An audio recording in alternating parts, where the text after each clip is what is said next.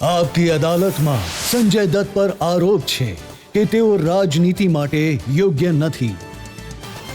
સંજુ, તમે ઘણી વાર કહી ચૂક્યા છો કે હું 50 વર્ષનો થઈ ગયો, પણ તમારા જે મિત્રો છે મીડિયામાં કે પર્સનલ મિત્રો છે, તમારા મિત્રો આજે પણ કહે છે સંજુ બાબા, અને તમારું હૃદય અને મગજ આજે પણ એ બાબા જેવું છે, બાળક જેવું છે. હા, એ તો સાચી વાત છે રજતભાઈ. મેં વિચાર્યું કે 50 વર્ષનો બાબો દુનિયામાં એક જ છે, એ હું છું. રાજનીતિ બાળકોની રમત તો હોતી નથી. બાળક પણ જોઈએ, કોશિશ કરે છે. કરીશ હું બાળક બનીને. કદાચ એક અલગ કહેવાય છે. એમાં મોટા મોટા ખેલાડી હોય છે, મોટા મોટા પ્રોબ્લેમ્સ આવશે, દાટેલા મુર્દા ઉખાડવામાં આવશે, જૂના આરોપો કાઢવામાં આવશે. જી બિલકુલ. તમે લખનૌ ગયા તો ત્યાં પોસ્ટર લગાવવામાં આવ્યા AK-47 ના. રજતભાઈ, સાચી વાત કહી તમે, પણ આજે 16-17 વર્ષ જે મારા જીવનમાં હવે થયા છે ને, એનાથી વધારે તો આરોપ નહીં લગાવશે ને લોકો. તો હું થોડો યુઝ ટુ થઈ ગયો છું. જેટલી તે ગાળો આપશે એટલું હું આવું કરીશ.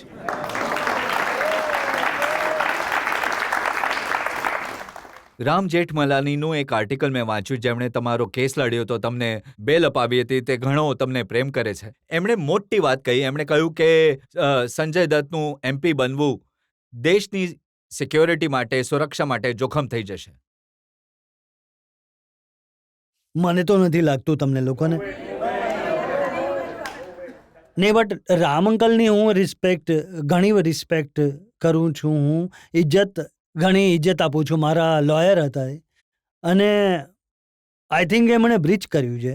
આઈ મીન, એ જે એક લોયર એક માણસનું બ્રીફ લે છે, તો એ પબ્લિકમાં નહીં જઈને કહેતો હોય. પણ આઈ થિંક રામ અંકલે જે કહ્યું છે એમની મરજી. અને હું કોઈ નેશનલ થ્રેટ નથી યાર ભાઈ. એમણે એનો ઉલ્લેખ કર્યો. એમણે કહ્યું કે 3 AK-56 રાઇફલ એમની પાસેથી મળી હતી, 25 હાથગોળા મળ્યા હતા, અને આ બધું અનીશ ઇબ્રાહિમે મોકલ્યા હતા તમારી પાસે. કેટલા AK-56 સર? 3 અને 25 હાથગોળા, હેન્ડ ગ્રેનેડ. એમને લાગતું હતું કે હું ઈરાક તો નથી જતો ને યુદ્ધ કરવા. એમણે પૂછ્યું કે આ સંજય દત્તને પૂછવું જોઈએ કે એમને આ ખતરનાક હથિયાર આપનારા લોકો કોણ હતા.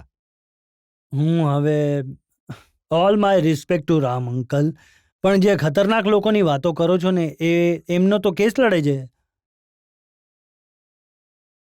યુ નો, કેસ તો એમણે તમારો પણ લડ્યો હતો. કેસ મારો પણ લડ્યો છે, પણ આઈ પ્રોબેબલી શું છે, એ સિનિયર માણસ છે. શું કારણ હોઈ શકે કે રામ જેઠમલાણી જેવો જિંદાદિલ માણસ, મોટા દિલવાળો માણસ તમારાથી નારાજ થઈ ગયા? હું તો હંમેશા એમના ચરણ સ્પર્શ કરું છું. ખબર નહીં શું નારાજગી છે.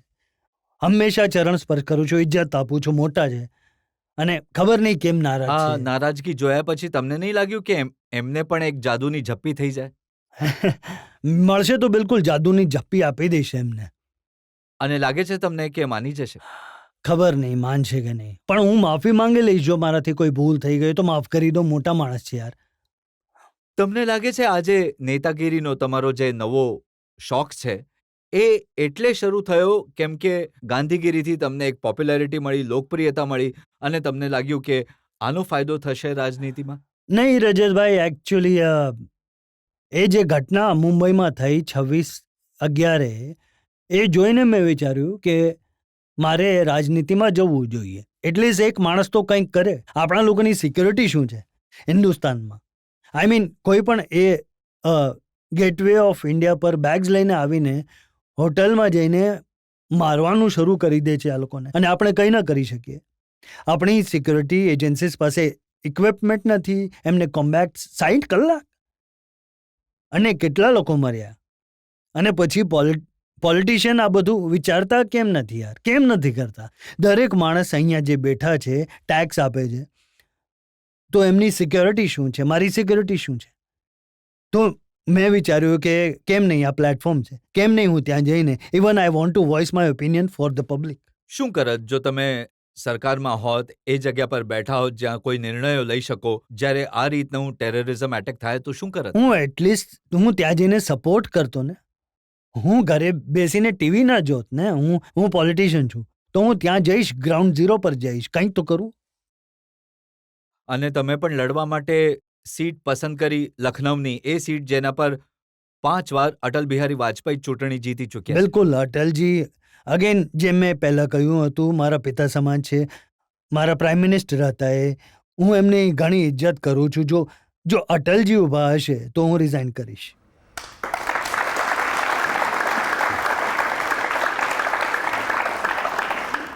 હવે તો બીજેપીએ લાલજી ટંડનને મેદાનમાં ઉતાર્યા છે. હું એમની પણ રિસ્પેક્ટ કરીશ, લાલજીની રિસ્પેક્ટ કરીશ.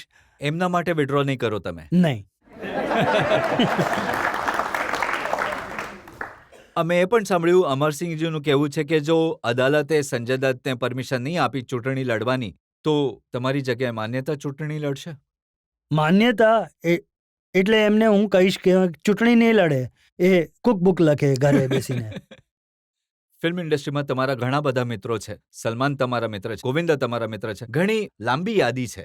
તો જ્યારે તમે લખનૌમાં ચૂંટણી લડશો તો આ બધા તમારા માટે કેમ્પેન કરવા આવશે.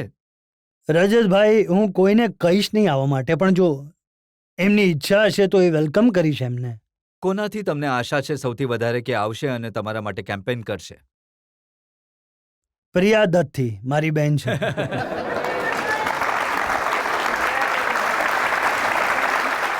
અને શત્રુઘ્ન સિન્હાને મેં સાંભળ્યું તમે કોશિશ કરી રહ્યા છો ભારતીય જનતા પાર્ટીથી સમાજવાદી પાર્ટીમાં ખેંચવાની. રજતભાઈ, હું કોશિશ કરું છું, પ્રયત્ન કરું સમાજવાદી પાર્ટીથી લડું. પણ શત્રુ સાહેબ અગેન એટલા સારા માણસ છે, હંમેશા મારા માટે, મારી ફેમિલી માટે એ ઊભા છે. અને હું બિલકુલ ઈચ્છીશ કે સર જો આવે તો મજા આવી જાય. મને લાગે છે કે તમે જે રાજકારણના પાઠ છે એ વ્યવસ્થિત રીતે યાદ કરી લીધા. નહીં.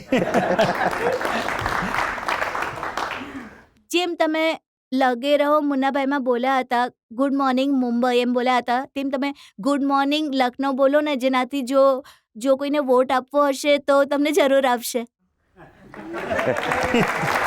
હમણાં બોલું. Good morning, Lucknow. This is Sanjay Dutt. કોઈ સ્પીચ તૈયાર કરી છે તમે જ્યારે જશો કેમ્પેન માટે, તો શું બોલશો? જાદુની ઝપ્પી આપો યાર.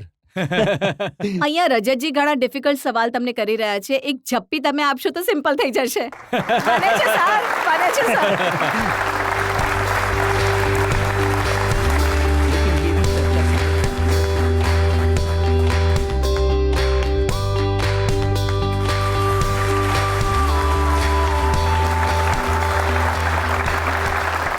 સાચે જ સંજુ કહેવું પડશે કે આ જાદુની ઝપ્પીમાં ઘણો દમ છે.